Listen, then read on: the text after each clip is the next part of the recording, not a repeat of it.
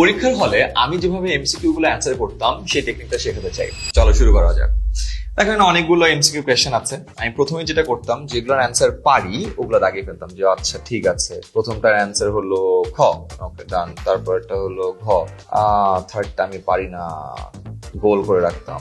ফোর্থটা আচ্ছা খ, এটা মনে হচ্ছে গ, বাট আমি আসলে ঠিক শিওর না, এটা কোয়েশ্চেন মার্ক দিয়ে রাখতাম। পরেরটা আমি জানি আচ্ছা ঘ, এটা ক, আচ্ছা এটাও আমি ঠিক পারছি না, এটাও আমি গোল মার্ক করে রাখতাম। লাস্টেরটা আমার মনে হচ্ছে গ।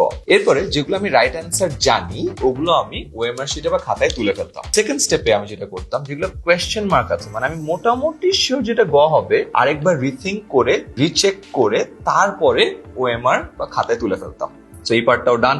ফাইনালি যেতাম যেটা হলো গোল মার্ক করা, মানে আমি সঠিক উত্তর জানি না, সেক্ষেত্রে আমি করতাম, যেহেতু আমি রাইট অ্যান্সার জানি না, কোনগুলো রং অ্যান্সার এগুলো বাদ দেওয়ার চেষ্টা করতাম। মানে ক রাইট অ্যান্সার না, গ রাইট অ্যান্সার না, তার মানে খ অথবা ঘ থেকে একটা এডুকেটেড গেস নেওয়ার চেষ্টা করতাম, ঠিক আছে খ।